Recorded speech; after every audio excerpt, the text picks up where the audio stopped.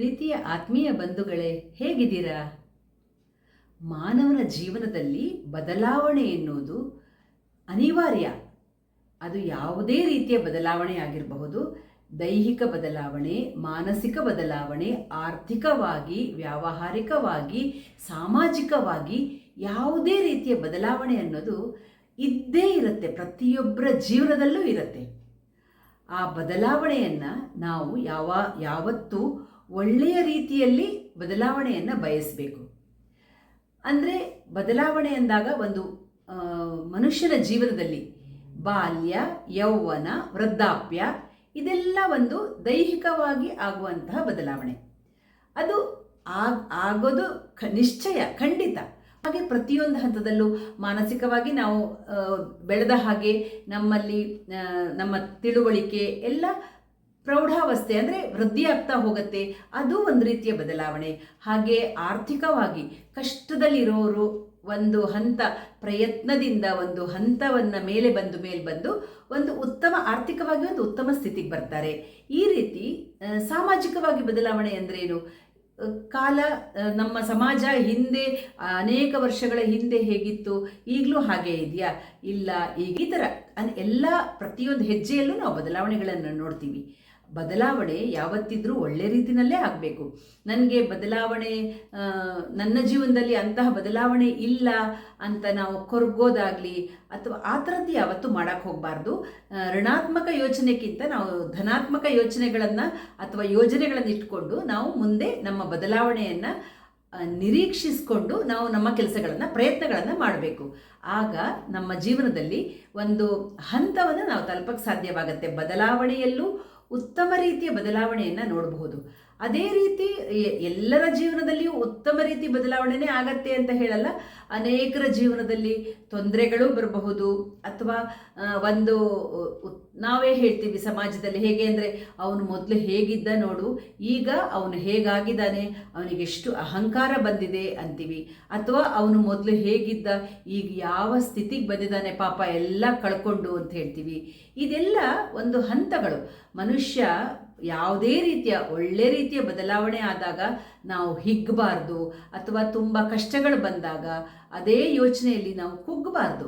ನಾವು ನಮ್ಮ ಮಾನಸಿಕವಾಗಿ ಒಂದು ಸಮತೋಲನವನ್ನು ಕಾಪಾಡಿಕೊಂಡು ಎಲ್ಲವನ್ನ ನಾನು ನಿಭಾಯಿಸ್ತೀನಿ ಅನ್ನೋ ಒಂದು ಚಿಂತನೆಯನ್ನು ಬೆಳೆಸ್ಕೋಬೇಕಾಗತ್ತೆ. ಬಾಹ್ಯದ ಬದಲಾವಣೆ ಅಂತರಂಗವನ್ನು ಕಲುಷಿತಗೊಳಿಸೋ ಥರ ನಾವು ನೋಡ್ಕೋಬೇಕು. ಅಂದರೆ ಚಿಕ್ಕ ಆಗಿಲ್ವಲ್ಲ ಅಂತ ಕೊರಗೋದನ್ನು ಬಿಟ್ಟು ನಮ್ಮ ಕೈಯಲ್ಲಿ ಆಗೋ ಪ್ರಯತ್ನ ನಾವು ಮಾಡಬೇಕು. ಬದಲಾವಣೆಗಳು ಬಂದಾಗ ನಾವು ಆ ಬದಲಾವಣೆಗಳನ್ನು ಸಮವಾಗಿ ತಗೊಂಡು ನಾವು ಮೇಲೂ ಏರದೆ ಅಥವಾ ಕೆಳಗೂ ಇಳಿಯದೆ ಒಂದೇ ಹಂತದಲ್ಲಿ ಅದನ್ನು ನಿಭಾಯಿಸ್ಕೊಂಡು ಹೋಗಬೇಕಾಗತ್ತೆ. ಒಬ್ಬಳು ಯುವತಿ ಒಂದು ವೈವಾಹಿಕ ಜೀವನಕ್ಕೆ ಕಾಲಿಡೋದು ಅದೊಂಥರ ಬದಲಾವಣೆ. ಆಮೇಲೆ ತಾಯಿ ಆಗೋದು ಅದು ಇನ್ನೊಂಥರ ಬದಲಾವಣೆ. ಹೀಗೆ ಆಮೇಲೆ ಮಕ್ಕಳಾಗೋದು, ಮೊಮ್ಮಕ್ಕಳಾಗೋದು, ಪ್ರತಿಯೊಂದು ಜೀವನದಲ್ಲಿ ಅನೇಕ ಹಂತ ಬದಲಾವಣೆಗಳಂದರೆ ಇದೆಲ್ಲ ಹಂತವನ್ನು ದಾಟಿ ಬರೋದು. ಹಾಗೆ ಮಾನಸಿಕವಾಗಿ ಬದಲಾವಣೆ ಅಂದರೆ ಯಾವುದೋ ಒಂದು ಚಿಕ್ಕ ವಿಷಯಕ್ಕೆ ಅದರಲ್ಲೇ ಚಿಂತೆ ಮಾಡಿ ನಮ್ಮ ಮಾನಸಿಕ ಸ್ವಾಸ್ಥ್ಯವನ್ನು ಹಾಳು ಮಾಡಿಕೊಂಡು ತುಂಬ ಕಷ್ಟದ ಪರಿಸ್ಥಿತಿಯನ್ನು ಅನುಭವಿಸೋದು, ಅದು ಒಂದು ಮಾನಸಿಕವಾಗಿ ಆಗುವಂಥ ಬದಲಾವಣೆ. ಆ ಬದಲಾವಣೆಗೆ ನಾವು ಯಾವತ್ತೂ ಆಸ್ಪದ ಕೊಡಬಾರ್ದು. ಆದಷ್ಟು ನಾವು ಧೈರ್ಯವನ್ನು ಬೆಳೆಸ್ಕೊಂಡು ಅದನ್ನು ಧನಾತ್ಮಕವಾಗಿ ಯೋಚನೆ ಮಾಡಿ ಚೆನ್ನಾಗಿ ಯಾವ ರೀತಿಯ ಕಷ್ಟ ಬಂದರೂ ಆ ಕಷ್ಟದ ಜೊತೆಯಲ್ಲೇ ನಾವು ಸಾಗೋದನ್ನು ಪ್ರಯತ್ನ ಮಾಡಬೇಕಾಗತ್ತೆ. ಅದೇ ಆರ್ಥಿಕವಾಗಿ ಬದಲಾವಣೆ ಆಗ್ಬೋದು. ನಿಮಗೆ ಆರ್ಥಿಕವಾಗಿ ಏನೋ ಒಂದು ಹೊಡೆತ ಬೀಳ್ಬೋದು ಜೀವನದಲ್ಲಿ. ಆಗ ಕುಗ್ಗಿ ಅಯ್ಯೋ ನಮ್ಮ ಜೀವನ ಹೀಗಾಯ್ತಲ್ಲ ಅಂತ ಕುಗ್ಗೋ ಥರ ಒಂದು ಇದು ಬರುತ್ತೆ, ಮಾನಸಿಕ ಹಂತವೂ ಬರುತ್ತೆ. ಅದೆಲ್ಲವನ್ನು ನಾವು ಎದುರಿಸ್ಕೊಂಡು ಹೇಗೆ ನಿಭಾಯಿಸ್ಕೊಂಡು ಹೋಗ್ತೀವಿ ಅನ್ನೋದು ನಮ್ಮ ಮುಖ್ಯವಾದ ನಾವು ಗುರಿಯಾಗಿ ಇಟ್ಕೊಂಡಿರಬೇಕು. ಅಂದರೆ ನಾನು ಯಾಕೆ ಈ ವಿಷಯಗಳನ್ನು ಹೇಳ್ತಾ ಇದ್ದೀನಿ ಅಂದರೆ, ಅನೇಕರು ಈ ಬದಲಾವಣೆ ಅಂತ ಬಂದಾಗ ನಾನು ತಗೊಂಡಿರೋ ವಿಷಯ ಬದಲಾವಣೆ ಅಂತ ಹೇಳಿದೆ. ಜೀವನದಲ್ಲಿ ಅನೇಕ ರೀತಿಯ ಬದಲಾವಣೆಗಳಾಗತ್ತೆ, ಎಲ್ಲನೂ ಆಗತ್ತೆ. ನಾನು ಈ ವಿಷಯ ಯಾಕೆ ಹೇಳಕ್ಕೆ ಬಂದೆ ಅಂದರೆ, ಅನೇಕ ನನ್ನ ಸಬ್ಸ್ಕ್ರೈಬರ್ಸ್, ವ್ಯೂವರ್ಸು ಸುಮಾರು ದಿನಗಳಿಂದ ನಿಮ್ಮ ಮಗನ ತೋರಿಸ್ತಾ ಇಲ್ಲ, ಯಾಕೆ ಸುಶಾಂತ್ ಕಾಣಿಸ್ತಾ ಇಲ್ಲ ವಿಡಿಯೋದಲ್ಲಿ ಅಂತ ಕೇಳ್ತಾ ಇದ್ದಾರೆ. ಒಂದು 6-7 ಮೇಲ್ಗಳು ಬಂದಿದೆ, ಯಾಕೆ ಸುಶಾಂತ್ ಬರ್ತಾ ಇಲ್ಲ ವಿಡಿಯೋದಲ್ಲಿ ಅಂತ.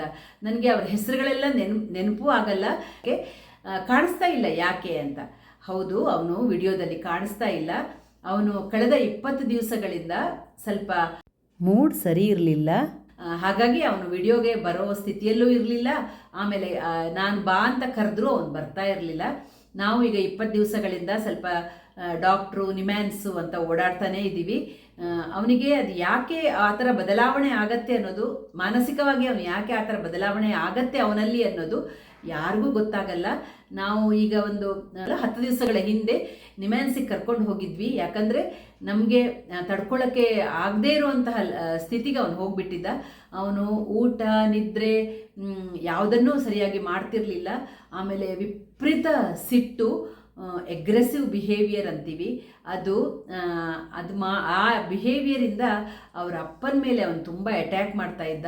ನಾನು ಈಗ ಒಂದು 20 ದಿವಸದಿಂದ ಒಂದು ವಾಚ್ಮೆನ್ ಥರ ಕೆಲಸ ಮಾಡ್ತಾ ಇದ್ದೀನಿ. ಯಾಕಂದರೆ ಅವನನ್ನು ನೋಡ್ಕೊಳ್ಳೋದೇ ನನಗೆ 24 ಗಂಟೆ ಕೆಲಸ ಆಗಿತ್ತು. ಬಿಟ್ಟರೆ ತಕ್ಷಣ ಹೋಗಿ ಅವರ ಅಪ್ಪನ ಮೇಲೆ ಅಟ್ಯಾಕ್ ಮಾಡೋನು. ಹಾಗಾಗಿ ಆದಷ್ಟು ಒಂದು ವಾರ ನಾವು ಮ್ಯಾನೇಜ್ ಮಾಡೋಕ್ಕೆ ಪ್ರಯತ್ನ ಮಾಡಿದ್ವಿ, ಆಗಲಿಲ್ಲ. ಆಮೇಲೆ ನಾವು ಡಾಕ್ಟರ್ ಹತ್ರ ಕರ್ಕೊಂಡು ಹೋದ್ವಿ.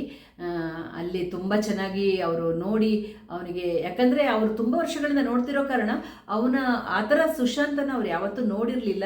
ಅವರ ಡಾಕ್ಟ್ರ ಮುಂದೆನೇ ಅವನು ತುಂಬ ಅಗ್ರೆಸಿವ್ ಆಗಿ ಅಂದರೆ ಬಿಹೇವ್ ಮಾಡ್ದ. ಸೊ ಕೊನೆಗೆ ಡಾಕ್ಟ್ರು ತಡ್ಕೊಳಕ್ಕಾಗದೆ ಅಲ್ಲೇ ಅವನಿಗೊಂದು ಮೆಡಿಸಿನ್ ಹಾಕಿದ್ರು. ಹಾಕಿ ಅರ್ಧ ಗಂಟೆನೂ ಆಗಿರಲಿಲ್ಲ, ಒಂದು 20 ನಿಮಿಷ ಆಗಿರ್ಬೋದು. ಮತ್ತು 2ನೇ ಡೋಸ್ ಮಾತ್ರೆ ಹಾಕಬೇಕಾಗಿ ಬಂತು ಅವನಿಗೆ. ಆ ಥರದ ಒಂದು ಬಿಹೇವಿಯರ್, ಎಗ್ರೆಸಿವ್ ಬಿಹೇವಿಯರ್ ತುಂಬ ಜೋರಾಗಿ ಮಾಡ್ತಾ ಇದ್ದ. ನಮಗೂ ತಡ್ಕೊಳ್ಳೋ ನಮ್ಮ ಸ್ಥಿಮಿತನೂ ಕಳ್ಕೊಳ್ಳೋ ಲೆವೆಲ್ಲಿಗೆ ನಾವು ಹೋದ್ವಿ. ಯಾಕಂದರೆ ನಮಗೂ ನಿದ್ರೆ ಇಲ್ಲ, ಸುಮಾರು ದಿನಗಳಿಂದ ನಿದ್ರೆ ಸರಿಯಾಗಿ ಮಾಡೋಕ್ಕಾಗ್ತಿರ್ಲಿಲ್ಲ. ಸೊ ಕೊನೆಗೆ ನಿಮ್ಯಾನ್ಸಲ್ಲಿ ಕರ್ಕೊಂಡು ಹೋಗಿ ಅವನಿಗೆ ಟ್ರೀಟ್ಮೆಂಟ್ ಕೊಡಿಸಿದ್ವಿ. ಆ ಮಾತ್ರೆ ಕೊಟ್ಟ ನಂತರ ಈಗ 2 ದಿವಸಗಳಿಂದ ಸ್ವಲ್ಪ ಆರಾಮಕ್ಕಿದ್ದಾನೆ, ಸ್ವಲ್ಪ ಆರಾಮ ಆಗಿದ್ದಾನೆ. ಇನ್ನೂ ಪೂರ್ತಿ ಸಹಜ ಸ್ಥಿತಿಗೆ ಅವನು ಮರಳಲಿಲ್ಲ. ನಿನ್ನೆ ಮತ್ತೆ ನಮ್ಮ ಯಜಮಾನರು ನಿಮ್ಯಾನ್ಸ್ಗೆ ಹೋಗಿ ಡಾಕ್ಟರ್ ಹತ್ರ ಮಾತಾಡ್ಕೊಂಡು ಬಂದ್ವಿ. ಸ್ವಲ್ಪ ನಿದ್ರೆ ಮಾಡ್ತಾ ಇದ್ದಾನೆ, ಹಾಗಾಗಿ ನಮಗೂ ಸ್ವಲ್ಪ ನಿದ್ರೆ ಮಾಡೋ ಅವಕಾಶ ಸಿಗ್ತಾ ಇದೆ. ಇಲ್ಲ ಅಂದರೆ ನಿದ್ರೇನೂ ಮಾಡೋಕ್ಕಾಗ್ತಿರ್ಲಿಲ್ಲ. ಪಾಪ ನಮ್ಮ ಪಕ್ಕದ ಮನೆಯವರ ಬೆಡ್ರೂಮು ನಮ್ಮ ಮಗನ ರೂಮಿಗೆ ಹತ್ತಿರದಲ್ಲಿ ಬರೋದ್ರಿಂದ ಅವರಿಗೂ ರಿಕ್ವೆಸ್ಟ್ ಮಾಡಿಕೊಂಡ್ವಿ. ತುಂಬ ಒಳ್ಳೆಯವರಾಗಿರೋದಕ್ಕೆ ನೀವು ಯಾಕದ್ರ ಬಗ್ಗೆ ಎಲ್ಲ ಯೋಚನೆ ಮಾಡ್ತೀರಾ, ನೀವೇ ಇಷ್ಟು ಕಷ್ಟಪಡ್ತಾ ಇದ್ದೀರಾ, ನಮಗೊಂದಿನ ನಿದ್ರೆ ತೊಂದರೆ ಆಗೋದ್ರಿಂದ ಏನೂ ಕಷ್ಟ ಆಗಲ್ಲ, ನೀವು ಅದ್ರ ಬಗ್ಗೆ ಯೋಚನೆನೇ ಮಾಡಬೇಡಿ ಅಂತ ತುಂಬ ಒಳ್ಳೆ ಮನಸ್ಸಿರೋರು. ಸೊ ಯಾಕಂದರೆ ನಮ್ಮಿಂದ ಇನ್ನೊಬ್ರಿಗೆ ತೊಂದರೆ ಆಗತ್ತೆ ಅನ್ನೋ ಒಂದು, ನಮ್ಗೆ ಯಾವತ್ತೂ ಇನ್ನೊಬ್ರಿಗೆ ತೊಂದರೆ ಕೊಟ್ಟ ಅಭ್ಯಾಸ ಇಲ್ಲ. ಆ ಥರ ಒಂದು ನಮಗೆ ಮನಸ್ಸಲ್ಲಿ ಅದೊಂಥರ ತುಂಬ ನೋವು. ಪಾಪ ಅವ್ರು ಆ ಥರ ಹೇಳಿದ್ಮೇಲೆ ನಾವು ಸಮಾಧಾನ ಆಗಿದ್ವಿ. ಆ ಸಮಯದಲ್ಲಿ ಸುಮಾರು ಜನ ನಮ್ಮ ಕೆಳಗಡೆ ಮನೆ ಆಂಟಿ ಇರ್ಬೋದು ಎಲ್ಲ ಬಂದು ತುಂಬ ನಮಗೆ ಸಹಾಯ ಮಾಡಿದ್ರು, ನಮಗೆ ಮನಸ್ಸಿಗೆ ಸಮಾಧಾನ ನೀಡಿದರು. ನಾನು ನಮ್ಮ ಯಜಮಾನ್ರನ್ನ ಒಂದು 2-3 ದಿವಸ ಎಲ್ಲಾದರೂ ನೀವು ಯಾರು ಹೋಗಿ ಇರಿ, ಮನೇಲಿ ಇರಬೇಡಿ ಅಂತ ಹೇಳ್ತಾ ಇದ್ದೆ. ಅವರನ್ನು ನೋಡಿದ ತಕ್ಷಣ ಅವನಿಗೆ ತುಂಬ ಜಾಸ್ತಿ ಆಗ್ತಾಯಿತ್ತು. ಆದರೆ ಅವರಿಗೆ ಒಂಥರ ಸಂಕೋಚ, ಇನ್ನೊಬ್ಬರ ಮನೆಗೆ ಹೋಗಿ ಇರೋಕ್ಕೆ ಒಂದು ರೀತಿ ಸಂಕೋಚ. ಅದು ಅಲ್ಲದೆ ನನಗೆ ತೊಂದರೆ ಕೊಡ್ತಾನವನು, ನಾನು ತುಂಬ ಮಾನಸಿಕವಾಗಿ ಅದನ್ನು ನೋವು ತಿಂತೀನೇನೋ ಅಂತ ಅವರಿಗೆ ಅದು ಒಂದು ಯೋಚನೆ. ಹಾಗಾಗಿ ಅವರನ್ನು 24 ಗಂಟೆ ರೂಮಲ್ಲಿ ಬೀಗ ಹಾಕಿ ಒಳಗಡೆ, ನಮ್ಮ ಯಜಮಾನರು ಒಳಗಡೆ ಕೂತಿರ್ತಾ ಇದ್ರು. ನಾನು ಊಟ ತಿಂಡಿ ಎಲ್ಲ ಅಲ್ಲಿ ರೂಮಿಗೆ ತಗೊಂಡೋಗಿ ಕೊಡ್ತಾ ಇದ್ದೆ ಅವ್ರಿಗೆ, ಅವನ ಕಣ್ಣಿಗೆ ಬೀಳೋದು ಬೇಡ ಅಂತ. ಆದರೆ ಮತ್ತೆ ಕಾಣಿಸಿದ ತಕ್ಷಣ ಅದೇ ರೀತಿ ತುಂಬ ಅಗ್ರೆಸಿವ್ ಆಗ್ತಾ ಇದ್ದ. ಅದು ಯಾಕೆ ಅನ್ನೋದು ಗೊತ್ತಿಲ್ಲ. ಅವನಿಗೆ ಅಪ್ಪನ ಮೇಲೆ ಅಷ್ಟೇ ಪ್ರೀತಿ. 1 ಸೆಕೆಂಡ್ ಅಪ್ಪ ಕಾಣಿಸಿಲ್ಲ ಅಂದರೂ ಅಪ್ಪ ಎಲ್ಲಿ ಅಂತ ಮನೆಯೆಲ್ಲ ಹುಡ್ಕೋನು ಕೇಳೋನು ಎಲ್ಲ ಮಾಡ್ತಾನೆ. ಆ ಟೈಮಲ್ಲಿ ಅವನಿಗೆ ಅದು ಏನು ಆಗತ್ತೆ ಅನ್ನೋದು ನಮಗೂ ಗೊತ್ತಿಲ್ಲ, ಈವನ್ ವೈದ್ಯರಿಗೂ ಗೊತ್ತಿಲ್ಲ. ಡಾಕ್ಟ್ರುಗಳಿಗೆ ಅದು ಏನಾಗತ್ತೆ, ಅವನ ಬ್ರೈನಲ್ಲಿ ಏನಾಗತ್ತೆ ಅನ್ನೋದು ಗೊತ್ತಾಗಲ್ಲ, ಅಥವಾ ದೈಹಿಕವಾಗಿ ಏನಾದರೂ ತೊಂದರೆ ಆಗ್ತಿದೆಯಾ ಅವನಿಗೆ ಅನ್ನೋದು ಗೊತ್ತಾಗಲ್ಲ. ಅಂತೂ ತುಂಬ ಒಂದು 20 ದಿವಸಗಳಿಂದ ತುಂಬ ಕಷ್ಟಪಟ್ವಿ. ಹಾಗಾಗಿ ಅವನು ಯಾವ ವಿಡಿಯೋದಲ್ಲೂ ಕಾಣಿಸ್ಕೊಳ್ಳಿಲ್ಲ. ನನಗೆ ವಿಡಿಯೋಗಳನ್ನು ಮಾಡೋಕ್ಕೂ ಆಗ್ತಿರ್ಲಿಲ್ಲ, ಅವನು ಬಿಡ್ತಾನೂ ಇರಲಿಲ್ಲ. ಅವನು ಕಿರ್ಚಾಟ ಎಲ್ಲ ಅದು ಹೇಳಕ್ಕೆ ಸ್ವಲ್ಪ ಕಷ್ಟನೇ ಇರಲಿ. ಅದು ಒಂದು ನಮ್ಮ ಜೀವನದಲ್ಲಿ ಅದು ಒಂದು ಬದಲಾವಣೆಯೇ. ಆ ಬದಲಾವಣೆಯನ್ನು ನಾವು ಸ್ವೀಕರಿಸ್ಕೊಂಡು ಮುನ್ನುಗ್ತಾ ಇದ್ದೀವಿ. ಇವತ್ತು ಕಷ್ಟಪಟ್ಟರೆ ನಾಳೆ ಆ ಕಷ್ಟ ಕಡಿಮೆ ಆಗತ್ತೆ ಅನ್ನೋ ಒಂದು ನಂಬಿಕೆ. ಹಾಗಾಗಿ ಈ ಪರವಾಗಿಲ್ಲ, ಈಗ 2 ದಿನಗಳಿಂದ ಚೆನ್ನಾಗಿದ್ದಾನೆ, ಇನ್ನು ಮುಂದೆ ಚೆನ್ನಾಗಿರ್ತಾನೆ ಅನ್ನೋ ಒಂದು ನಂಬಿಕೆ, ಆಸೆ ಅಥವಾ ಏನು ಹೇಳೋದು, ಆಶಾವಾದಿಯಾಗಿ ನಾನು ಮಾತಾಡ್ತಾ ಇದ್ದೀನಿ. ನೋಡೋಣ ಹೇಗಿದ್ದಾನೆ ಅಂತ ನಿಮಗೆ ತೋರಿಸ್ತೀನಿ ಮುಂದೆ. ಈಗಲೂ ಕರಿತಾ ಇದ್ದೀನಿ ಅವನ ಹತ್ರ, ಬಾ ಒಂದ್ಸಲ ಹಾಯ್ ಮಾಡಿ ಹೋಗು ಅಂತ ಹೇಳ್ತಾ ಇದ್ದೀನಿ. ನೋಡೋಣ, ಮೂಡ್ ಬಂದರೆ ನಿಮಗೂ ತೋರಿಸ್ತೀನಿ, ಅವ್ನು ಚೆನ್ನಾಗಿ ಬಂದರೆ ತೋರಿಸ್ತೀನಿ. ಹೀಗೆ ಹೇಳ್ತಾ, ಪ್ರತಿಯೊಬ್ಬರ ಜೀವನದಲ್ಲೂ ಬದಲಾವಣೆ ಹಂತ ಇದ್ದೇ ಇರುತ್ತೆ. ನಮ್ಮ ಜೀವನದಲ್ಲಿ ಅಂತಹ ಬದಲಾವಣೆ ಅಂತ ಏನೂ ಇಲ್ಲ, ಯಾಕೆ ನಾವು ಆ ಥರದ ತುಂಬ ದೊಡ್ಡ ಬದಲಾವಣೆಗಳನ್ನು ಬಯಸ್ತಾನೂ ಇಲ್ಲ. ಜೀವನ ಹೀಗೆ ಒಂದೇ ಹಂತದಲ್ಲಿ ನೆಮ್ಮದಿಯಾಗಿ ಸಾಗಿದರೆ ಸಾಕು ಅನ್ನೋದೇ ನಮ್ಮ ಜೀವನದ ಅತ್ಯಂತ ದೊಡ್ಡ ಆಸೆ, ಆಕಾಂಕ್ಷೆ ಅಂತ ಹೇಳ್ತೀನಿ ಅಷ್ಟೇ, ಇನ್ನೇನು ಹೇಳಕ್ಕಿಲ್ಲ. ನಮಸ್ಕಾರ. ಸರಿ, ನಿಮ್ಮ ಹತ್ರ ನಾನು ಇದೆಲ್ಲ ಮಾತನಾಡಿದ ನಂತರ ನನಗೆ ಒಂಥರ ಮನಸ್ಸು ಹಗುರ ಆಗಿ HS ವೆಂಕಟೇಶ ಮೂರ್ತಿಯವರ ಅವರು ಬರೆದಿರುವಂತಹ ಒಂದು ಹಾಡು ನೆನಪಾಗ್ತಾ ಇದೆ. ಅದಕ್ಕೆ ತುಣುಕನ್ನು ನಿಮಗೆ ಹೇಳಿ ತೋರಿಸ್ತಾ ಇದ್ದೀನಿ. ನನಗದು ತುಂಬ ಮನಸ್ಸಿಗೆ ಹತ್ತಿರ ಆಗಿರುವಂಥ ಹಾಡು. ಇರಬೇಕು ಇರುವಂತೆ ತೊರೆದು ಸಾವಿರ ಚಿಂತೆ, ಮಳೆ ಸುರಿಸಿ ಹಗುರಾದ ಮುಗಿಲಿನಂತೆ. ಇರಬೇಕು ಇರುವಂತೆ ತೊರೆದು ಸಾವಿರ ಚಿಂತೆ, ಮಳೆ ಸುರಿಸಿ ಹಗುರಾದ ಮುಗಿಲಿನಂತೆ. ಮಳೆ ಸುರಿಸಿ ಹಗುರಾದ ಮುಗಿಲಿನಂತೆ. ತನ್ನೊಡಲ ತಾರೆಗಳ ಗುಡಿಸಿ ರಾಶಿಯ ಮಾಡಿ, ಬೆಳಕಿನುಂಡೆಯ ಬಾನಿಗುರುಳು ಬಿಟ್ಟು, ಹೇಗೆ ಮರೆಯಾಗುವುದೋ ನಿರ್ಧನಿಕ ನಟ್ಟಿರುಳು, ಹಾಗೆ ಬಾಳಿಸು ಗುರುವೆ ಕರುಣೆ ಇಟ್ಟು. ಹಾಗೆ ಬಾಳಿಸು ಗುರುವೆ ಕರುಣೆ ಇಟ್ಟು. ತಾನು ಬಿಸಿಲಲ್ಲಿ ನಿಂತು ತನ್ನ ಬಳಿ ಬರುವವಗೆ ತಣ್ಣಗಿನ ಆಸರೆಯ ನೆರಳ ಕೊಟ್ಟು, ಹೇಗೆ ಗೆಲುವಾಗುವುದು ಹಸಿರೆಲೆಯ ಹೊಂಗೆ ಮರ, ಹಾಗೆ ಬಾಳಿಸು ಗುರುವೆ ಪ್ರೀತಿ ಇಟ್ಟು. ಹಾಗೆ ಬಾಳಿಸು ಗುರುವೆ ಪ್ರೀತಿ ಇಟ್ಟು. ಇರಬೇಕು ಇರುವಂತೆ ತೊರೆದು ಸಾವಿರ ಚಿಂತೆ, ಮಳೆ ಸುರಿಸಿ ಹಗುರಾದ ಮುಗಿಲಿನಂತೆ. ಮಳೆ ಸುರಿಸಿ ಹಗುರಾದ ಮುಗಿಲಿನಂತೆ.